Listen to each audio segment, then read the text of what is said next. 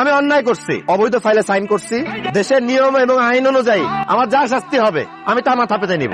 সে অসৎ না, এই অসৎ কাজ আমি করছি ভাই, শাস্তি হলে আমার উচিত।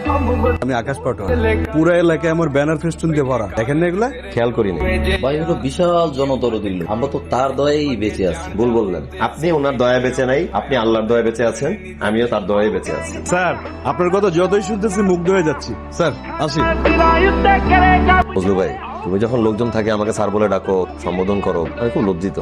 সবার সামনে ডাকো ঠিক আছে, কিন্তু যখন তুমি আর আমি থাকবো তখন তুমি আমার ভাই ডাকবা, আমার তুই করেই বলবা। তুমি আমার জীবনে খুব বড় একটা অংশ, সেটা ভুলে যাও না। তুমি আমার পড়ালেখা করার জন্য পড়ার টেবিলটা মাথায় করে নিয়ে সেই 4 কিলোমিটার দূর থেকে হাইটে নিয়ে আসছো, সেটা কি ভোলা যায়? এটা আমার দায়িত্ব ছিল। স্যার এই বখাটিগুলো আমাদের ডিস্টার্ব করতেছে। কান ধরো, তোমরা 3 জন কান ধরো। বলো এই কাজ আর জীবনে করবো না। স্যার এই কাজ আর জীবনে করবো না স্যার, তাদের কাছে মাপ চাও। মাফ করে দেন, আমাদের ভুল হয়ে গেছে। মেয়েদেরকে সম্মান করা শিখো, তাহলে পুরুষ হিসাবে তোমাদের ব্যক্তিত্বের বহিঃপ্রকাশ ঘটবে। মানুষকে অসম্মান করে কখনো বড় হওয়া যায় না, মানুষকে অসম্মান করে মানুষ ছোটই হয়। মেয়েদেরকে সম্মান করা পুরুষ মানুষের দায়িত্বই না, মানবিকতা। তোমরা তোমাদের মা বাবা আর বোনকে ছোট করো না। আমার কথা বোঝা গেছে? জি স্যার, বুঝতে পেরেছি। আমি চাইলে তোমাদেরকে গাড়িতে তুলে নিয়ে যেতে পারতাম, কিন্তু আমি তোমাদেরকে সুযোগ দিলাম।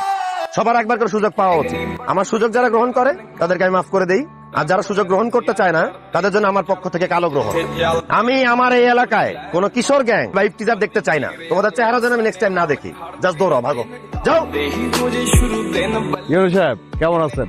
আমি আকাশ পাটোয়ার এলাকার উদীয়মান নেতা। আপনার সাথে আমার পরিচয় আছে, আমি আপনার নাম জানি, আপনি আমার অফিসে দেখা করতে আসছি। দেখুন, উনি উদীয়মান নেতা হোক আর শয্যাশায়ী নেতা হোক, সেটা আমার দেখার বিষয় না। এখানে অবৈধভাবে কেন বালু তোলা হচ্ছে এই বিষয়টিকে আপনাদের বোধ জ্ঞান নাই। এটা কারো বাপের সম্পত্তি না। আর দ্বিতীয় কথা হচ্ছে, বালি হচ্ছে এটা খনিজ সম্পদ, যেটা বিক্রি করে আমি জনসেবা করি। এত কথা শোনার সময় আমার নাই। আপনি যদি এখনই অবৈধভাবে বালু উত্তোলন বন্ধ না করেন তাহলে কিন্তু আমি অন স্পটে লিগ্যাল অ্যাকশন নিতে বাধ্য হবো। ঠিক আছে, বন্ধ করলাম। বালি উঠানো বন্ধ কর। আকাশ পাটোয়ারি সাহেব, খুব সাবধান থাকবেন। আপনাকে আমি আনঅফিসিয়ালি লাস্ট ওয়ার্নিং দিচ্ছি, এরপর এবার অফিসিয়াল লেটার পাঠাবো। ভালো থাকবেন। আকাশ পাটোয়ারি কি পারে সেটা সময় হলে বোঝা যাবে। বলুন, কি হেল্প করতে পারি? আমার বড় ভাইয়ের ছেলে আমার বাবার কিছু জমি দখল করে নিয়েছে। আপনি যদি লিগ্যাল ওয়েতে এই সমস্যার সমাধান করে দিতে পারতেন আমি কৃতার্থ হতাম। আমি হায়েস্ট চেষ্টা করবো আপনাকে সাহায্য করার। আচ্ছা আকাশ পাটোয়ারি সাহেব, আপনার চাচার জমিকে আপনি অবৈধভাবে দখল করেছেন? বৈধ বলতে পারেন, আবার অবৈধ বলতে পারেন। বিষয়টা হচ্ছে, আমার ছোট চাচার কোনো ছেলে নাই, ওনার 2টা মেয়ে। আর ওনার যে ধন সম্পদ, এটার একটা অংশ আমি আগেও পরে পাবো, সেটাই অগ্রিম দখল করে নিতে চাচ্ছিলাম। আর শোনেন, আপনি খুব ভেজালের মানুষ। এই অল্প কয়েকদিনে বুঝছি ভেজাল ছাড়া আপনার একদম ভালো লাগে না। আপনার চাচা যদি আপনাকে জমিটা দেয় তাহলে সেটা আপনার হতে পারে, কিন্তু আপনি যদি অবৈধভাবে দখল করতে চান তাহলে সেটা আপনি করতে পারেন না, কারণ জিনিসটা অবৈধ। তাহলে তো এই জমিটা আপনি পাচ্ছেন না আকাশ পাটোয়ারি সাহেব। জি, তাহলে আপনার করণীয়? ঠিক আছে, আমি এই জমি আর দখল করবো না। আমি আশা করি আপনি আকাশ পাটোয়ারি সাহেব, আপনার চাচা মিজান পাটোয়ারি সাহেব, আমি মনে করি যে আপনারা দুজন একত্রে বসবাস করলে সেটা উত্তম হয় এবং আপনারা একত্রে বসবাস করবেন। এখন আপনারা যেতে পারেন। এই চল। আসি তাহলে। কেমন আছেন আপনি? কতদিন পর আপনার সাথে দেখা। আপনি বিশেষ করে হয়েছেন? হ্যাঁ, হয়ে গেছে। এই খবরটা আসলে তোমাকে পৌঁছানোর জন্য অনেক চেষ্টা করছিলাম। তোমাদের বাসায় যাই, গিয়ে দেখি তালা দেওয়া।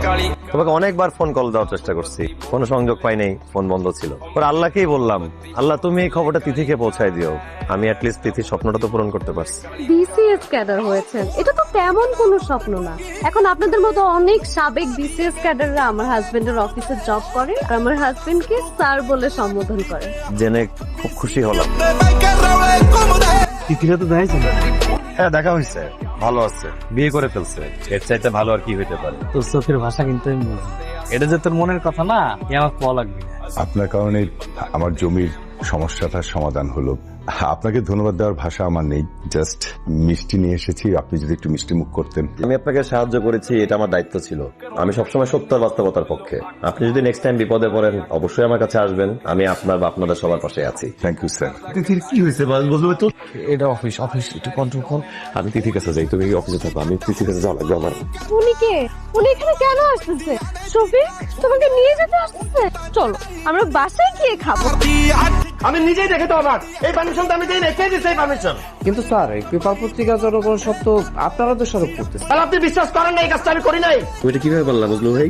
তুমি আকাশ পাটোয়ারির সাথে হাত মিলে আমার বিরুদ্ধে জালিয়াতি করতে চাইছো। আমারে মাফ করে দিস ভাই, আমার ভুল হয়েছে।